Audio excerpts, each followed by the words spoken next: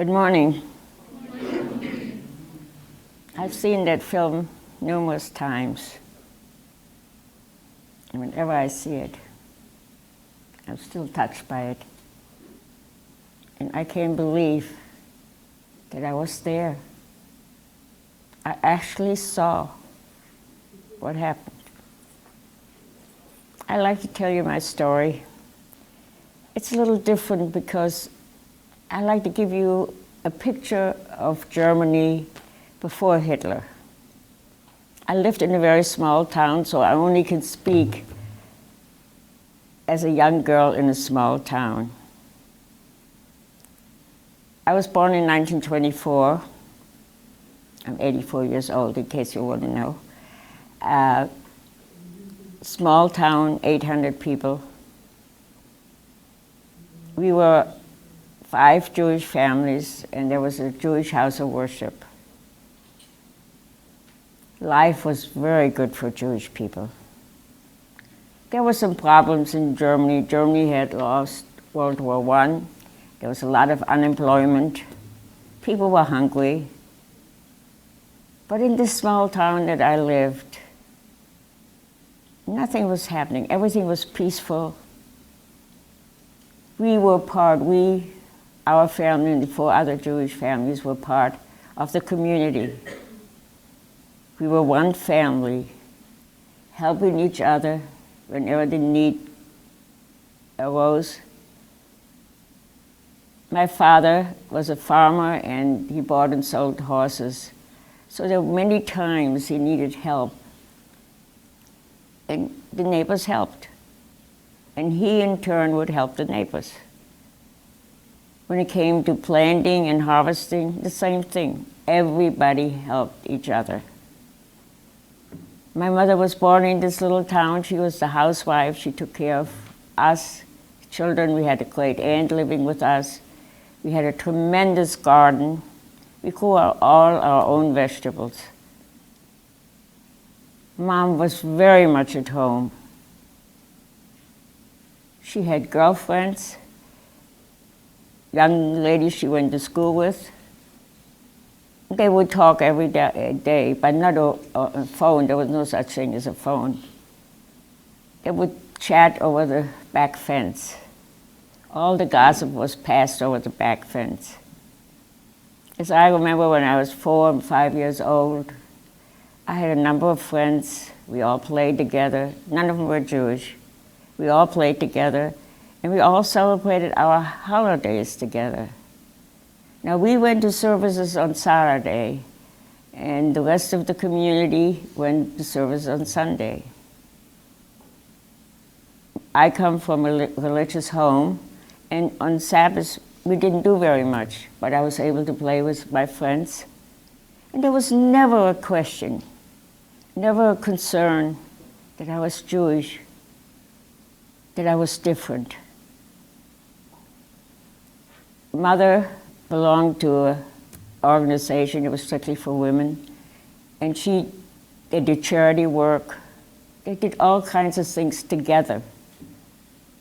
Not only was that feeling in our small community, but what I've read since I've been here in America, the same feeling was all over Germany. We Jews were part of the community. You know, it's interesting that most people don't talk about that period. But I want you to know that the Jewish people were very much German. They believed in the country, they loved their country, they served in their country. As for instance, my father served in World War I. He has numerous medals. You know, all of a sudden, in 1929, I was 5 years old, I noticed that my dad was listening to the radio more frequently. You know, it wasn't anything as sophisticated as what we have today. But he would come in from work and he would listen to the radio, and I could see his face would change. And I questioned him, and I said, "Dad, what's the matter? What are you listening to?" And he said, "Well, there's somebody who's making a lot of noise." And I said, "What are you talking about?" And he said, well, he's saying ugly things about the Jewish people. And I said, well, what reason?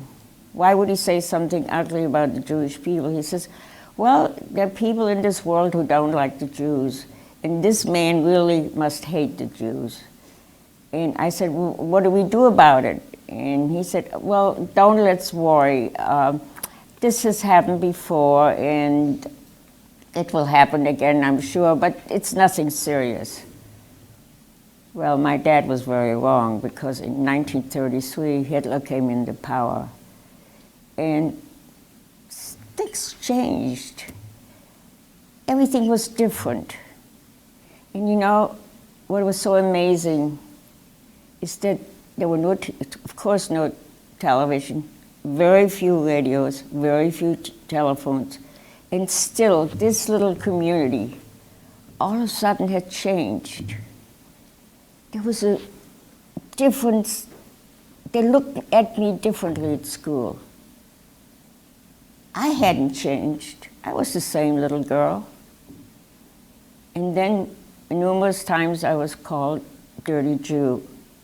And in my innocence, I didn't know what that meant, so I said, Mother, why did they call me a dirty Jew? I took a bath. And Mother explained to me. I couldn't believe it. And my friends were walking home from school with me. It was like I had a terrible disease. I was on one side of the street and they were on the other side of the street. And they were just, everything was so different. A couple times Mother went to the grocery store to buy basics, flour, sugar, oil. And the grocer said, we don't have it in stock. Mother knew there was in stock, that they had it. When she opened her wallet, the grocer said, well, usually I charge so much, but for you, it's so much. In other words, the Jewish money was all right. He didn't mind having it as long as it was more than the items were worth. Then we had to have an identification card. Big piece like this gave our full name, where we lived, and so forth and so on. And then it had a big J for Jew. Not only did I have my name, my given name, but I had the additional name of Sarah. Every Jewish female in Germany had to carry the additional name of Sarah, and every male the additional name of Isaac. And every Jew had to have that identification with them at all times. Anyone could come up to you and ask you for it. And if you didn't have it, they could arrest you. And after 1936, Jewish people had no legal standing. So if someone asked me for my identification and I didn't have it with me, they could take me to jail. And if I were brought before a judge, he could have said, okay, I'll put you in the jail for 3 months.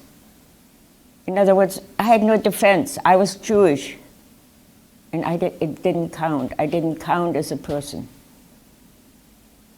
Every Jew who was in the armed forces, who served the government in any way, they were released without pay.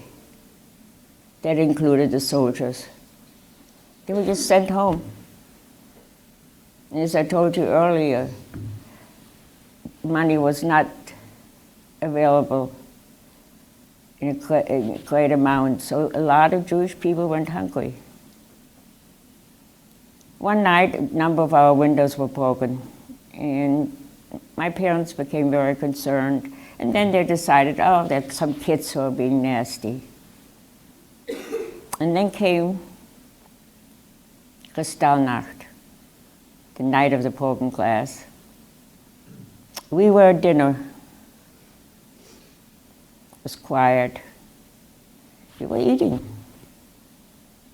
I have a little brother, and I had a little sister. We made noises, all children did, as I remember. And all of a sudden, all hell broke out. Every window in our home was broken.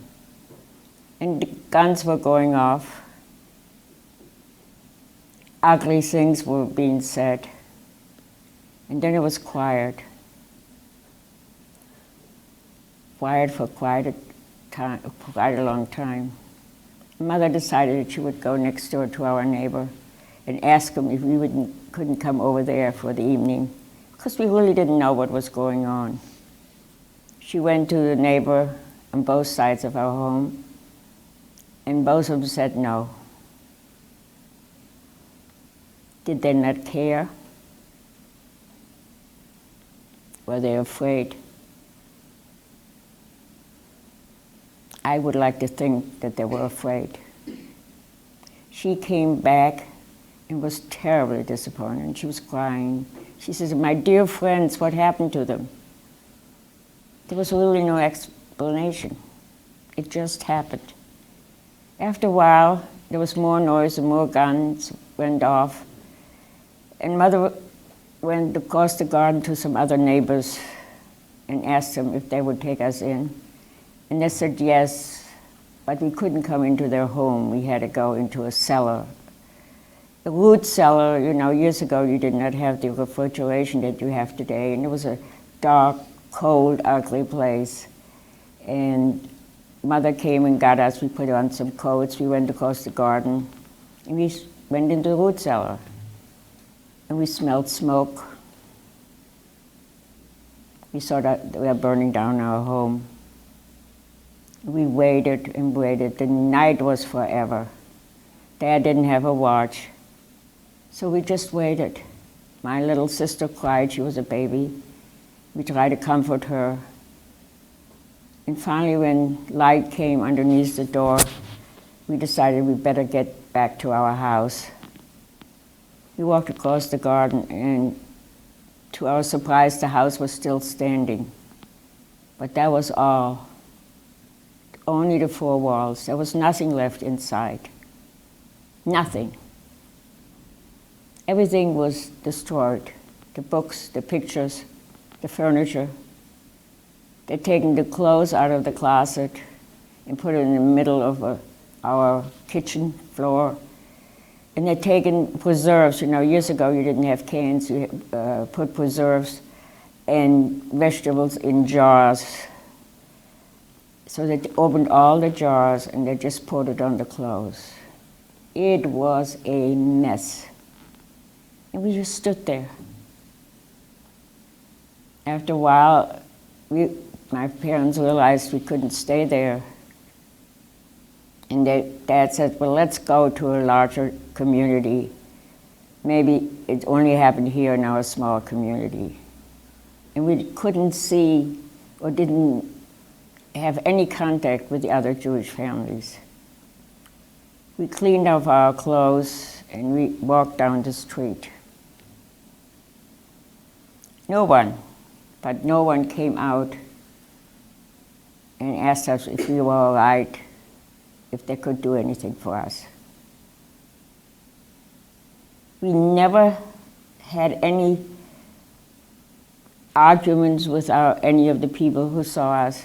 There was never any bad words between us, but we were Jewish, and they didn't care. As we walked down the street to the railroad station, we had to pass our Jewish house of worship. And we realized then why we smelled smoke.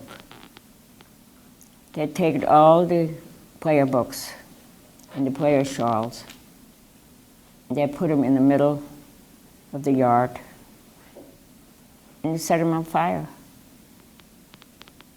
Now the thing that got to me, even though I was a youngster, they'd taken what you call the Old Testament, and we call the Torah. It's written on parchment paper in the form of a scroll. And they'd taken it and cut it into little pieces, and they'd thrown it all over the street. These are words of God. And it was very difficult for us to walk on the street because we didn't want to step on God's word. We got to the train station, and the station master was very kind. He was a good man. And he said, the train is coming in a little while. And he said, just be careful, don't sit together, don't call attention to each other, just be very quiet because there will be stormtroopers on the train. We got on the train, we didn't sit together. And my little sister, thank God, was quiet. And we got to Kassel, the next largest town. And we found out what happened in our little town had happened all over Germany. As we walked down the street, we saw many of the stores that were owned by Jews destroyed, and the owners sitting on the sidewalk pleading. We walked, and we saw nothing but destruction. Many, many, many stores were destroyed, and many Jewish houses of worship were destroyed. We tried to find our friends, and we couldn't find them. And someone was kind enough and took us in. And we spent the night, all of us in one room. And they were very nice. They shared their dinner with us. And the first thing the next morning was decided that I could not go back to this small community because by that time I was a young lady already and my parents were concerned for my welfare. And I knew that Dad had very little money. So I said to my dad, and I said, look, I'm a young lady, I know what to do. I'll work as a maid. And Dad said, no, you can't. And I said, yes, I can. And I did get a job. I worked as a maid, did all the chores, 5 o'clock in the morning till late at night. And Mom and Dad went back to this little town to board up the windows and clean up the mess. And interestingly enough, my dad had insurance. And when he bought the lumber, he had no problems. And we went to the insurance company who happened to have an office in our little town. And he presented the bill, the amount that he'd spent, and he got the money immediately. And as he received the money, there was a policeman next to him and took the money away and said to him, you're the one who did the damage. You are the one who did all that. Why should you get insurance money? Can you imagine? Dad and Mom came back to Kassel, and I had just had a bad time working for these people. And I heard that Jewish people were leaving Germany. They're going to other places. Most countries, as for instance America, did not welcome Jewish people. And you don't go from one country to the next without the proper papers. Some Jewish people went to South America, to Paraguay, Uruguay, Brazil, and Argentina. And I encouraged my father to think about leaving. And he said, nothing doing. I'm a proud German, I'm staying here. I said, Dad, but you see what's going on. The people are being killed continuously. Don't you want to leave? And he said, no, it'll blow over, things will quiet down and everything will be all right. I said, what do you think of me leaving? And he said, no, you're a little girl and you can't leave. You know, girls are always little girls to their father. Well, I was pretty determined. See, I'd been beaten up one day when I was walking to school with a piece of wood that was about that long and had nails in it. And no doctor would take care of me because I was Jewish and he wasn't. And the Jewish doctors didn't have medicine. And I carried those scars, not only on my back, but emotionally, and I wanted to leave. Dad said no, and Ilse said yes. There was an opportunity to go to England. Children under 16 would go to England and have foster parents until all this was over with. I applied, and I wasn't taken. the arguments kept on and on. I suggested that Dad might review the life that he had and the life that he has now, and why wouldn't he leave? And he said, no, he was a German, he was going to stay there. His great-grandparents were Germans, and he felt very comfortable, even though he couldn't fly the German flag anymore. After a while, with a lot of rumors, as you can imagine, I heard that 1,000 children, Jewish children, could go to America. They had to be under the age of 16, and we had to apply. Well, without my parents' permission, I applied, and I was accepted. Someone in Wilmington, Delaware, wrote on an affidavit that they would take care of me when I came to America. Well, I had an affidavit now, and I needed a visa. And the only consulate at that time was in Munich. My parents didn't like it, but they couldn't keep me from not going there. I went by train. I'd never been to Munich. I found my way to the consulate. And I wasn't the only one who wanted to go to America. There were hundreds and hundreds of people. People who didn't agree with Hitler, people who were religious people, people who were disabled emotionally and physically, and they were Jews. I stood in line for 3 days, no water, no toilet facility, plenty of rotten eggs, and plenty of rotten tomatoes. I got my visa after 3 days, 36304. It was mine. I was going to America.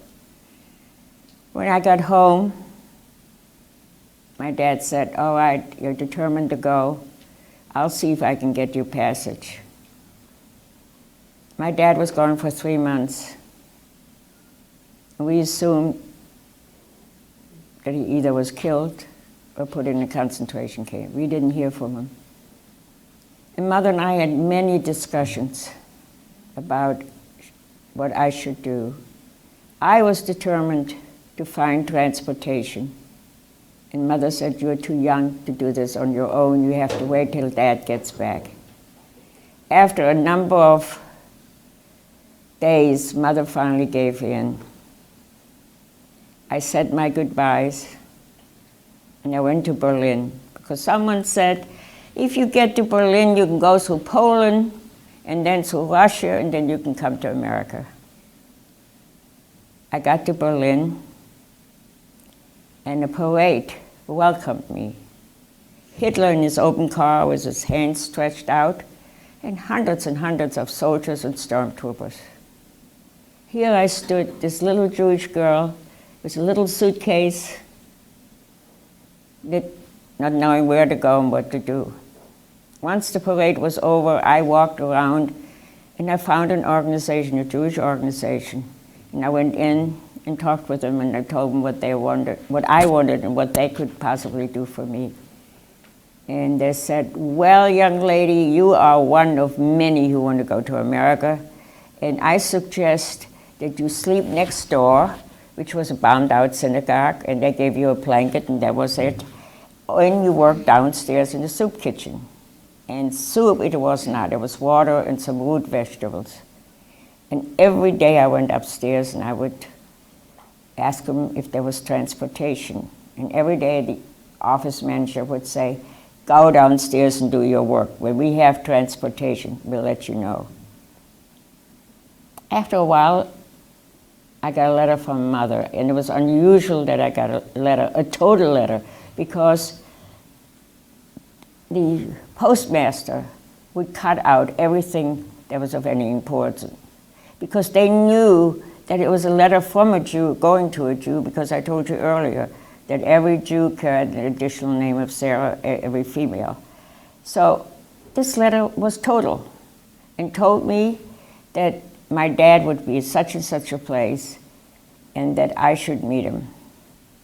I met my dad, and he said he couldn't get transportation for me. We said our goodbyes, and the only thing I really truly remember, no tears, but my dad said, "Be a good girl and God will watch over you." And that was it. I went back to the place that I was staying and working. And one day I got a notice that there was a transportation awaiting me to go through Poland and Russia. And I was to pack my belongings, which were very few. And I took the picture of my mom and dad and my little sister and brother and put it behind the lining of the suitcase, because I was sure when I went through security that they would throw the pictures away. I went through security without any problems and waited on the train for 5 hours with other refugees, and the train never moved. Stormtroopers came on the train with German Shepherds and they threw us off the train. I went back to the place I'd stayed before. It was very sad, very, very sad. And then World War II broke out. Here I was in Berlin by myself, basically. Bombs falling every night.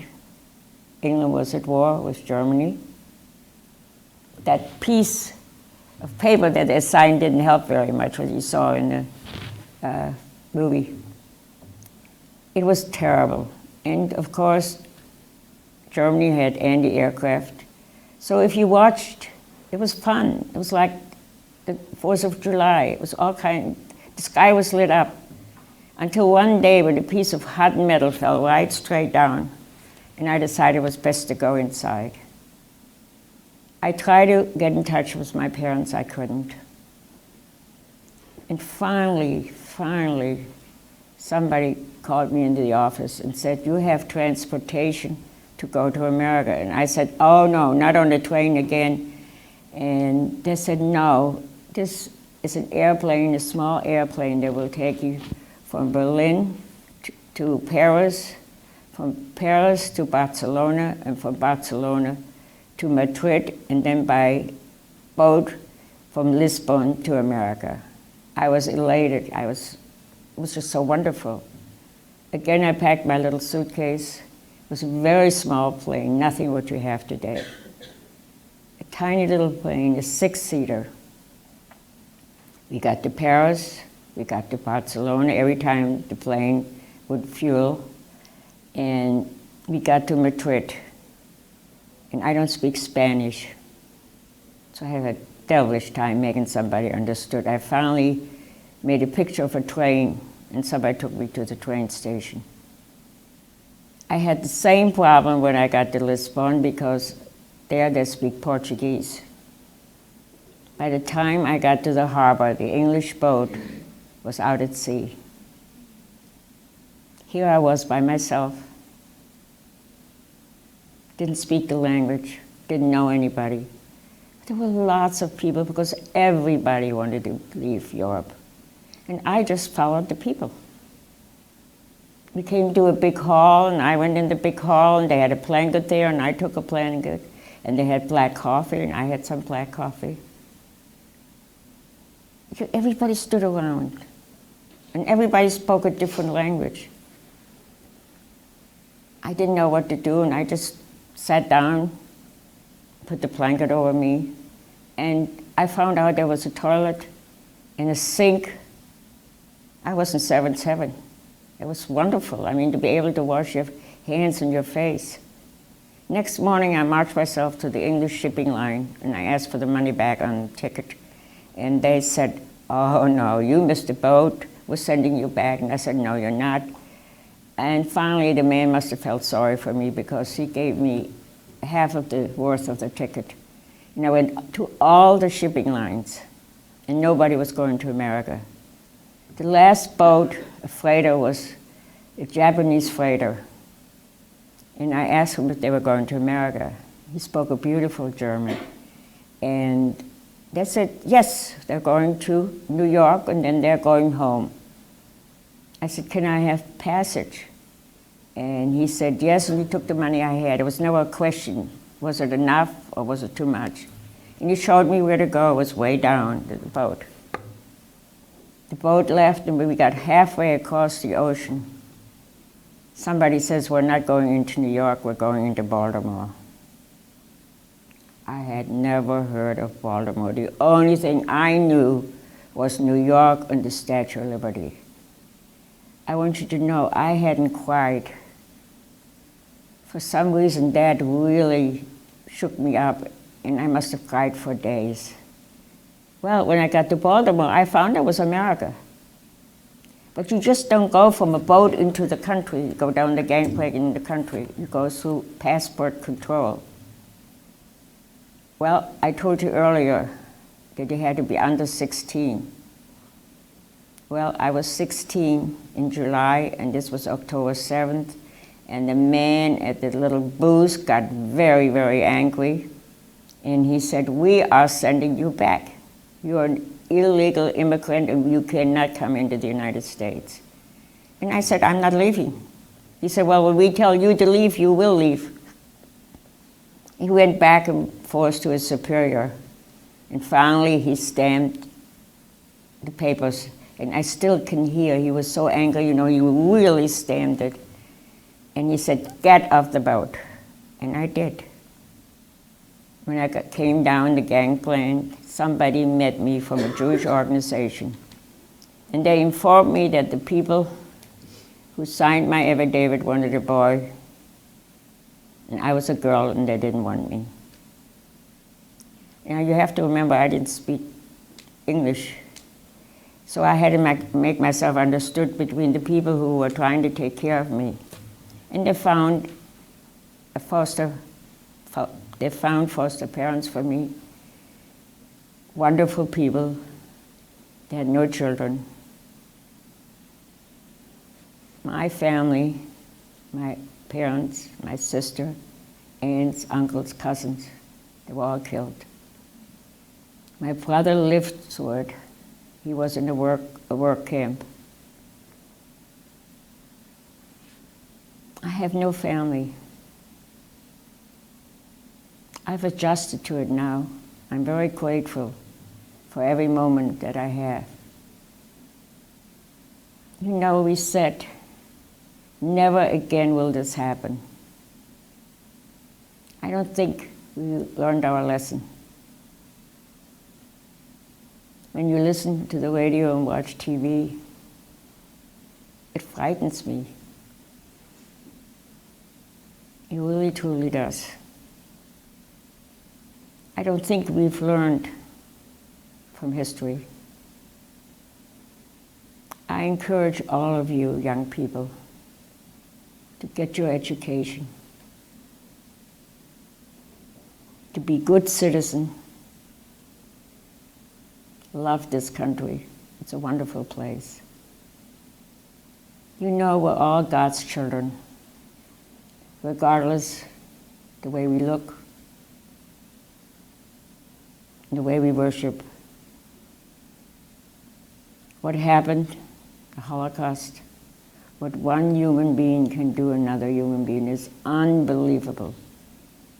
And if you thought what you saw in the museum were just pictures, believe me, my friends, they're not just pictures. My brother lived through it. It happened. It really, really happened. You've seen a lot today. You've heard a lot.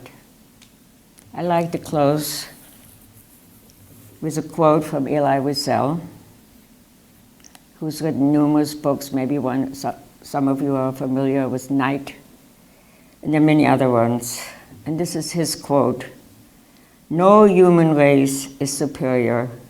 No religious faith is inferior. All collective judgments are wrong.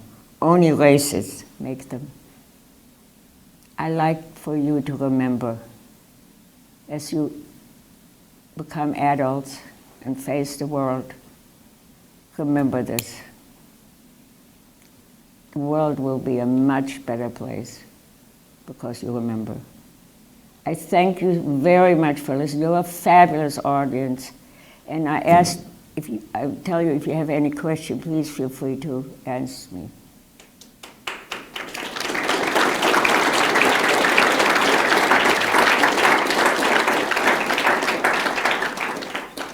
Boat out, so to speak.